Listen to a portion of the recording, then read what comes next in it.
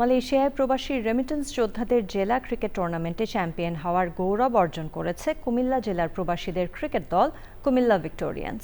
Runners up হয়েছে Narsingdi Lions.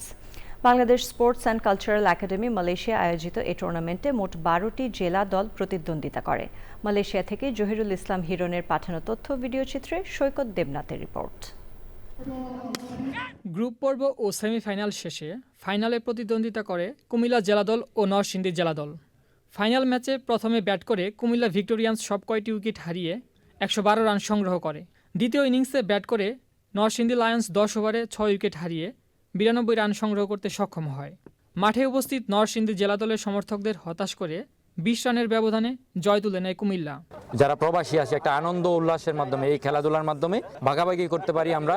অনেক enjoy করি ক্রিকেটটাকে, যেহেতু দেশে থাকতেও প্রফেশনাল ক্রিকেট খেলতাম। কুমিল্লাবাসীকে আমি উৎসাহ করতে পারছি দেখে আমরা অনেক খুশি। সিলেটের হয়ে আমরা নিজেকে অনেক অনেক গর্বিত মনে করি। পুত্রজয়া লেক ভিউ ক্রিকেট ওভালে অনুষ্ঠিত ফাইনাল খেলা শেষে পুরস্কার বিতরণ করেন বাংলাদেশ দূতাবাসের মিনিস্টার। যারা বাংলাদেশ কমিউনিটির এই জাতীয় স্পোর্টসের আয়োজন করবে, বাংলাদেশ হাই কমিশন পাশে থেকে সহযোগিতা করবে। যে দায়িত্বে কাজ করে সেটা, এবং বাংলাদেশ থেকে আমরা এসেছি বাংলাদেশের পরিবারকে আসলে অর্থনৈতিকভাবে সচ্ছল করার জন্য, এটাও একটা আমাদের দায়িত্ব থাকে। Bangladesh sports and culture academy মালয়েশিয়ার চেয়ারম্যান জসিমউদ্দিন, আহ্বায়ক Saifuddin, Bangladesh community press club মালয়েশিয়ার সাবেক সভাপতি আমিনুল ইসলাম রতন, সাধারণ সম্পাদক জহিরুল ইসলাম হিরণ সহ অনেকেই উপস্থিত ছিলেন এ আয়োজনে। সৈকত দেবনাথ, চ্যানেল আই।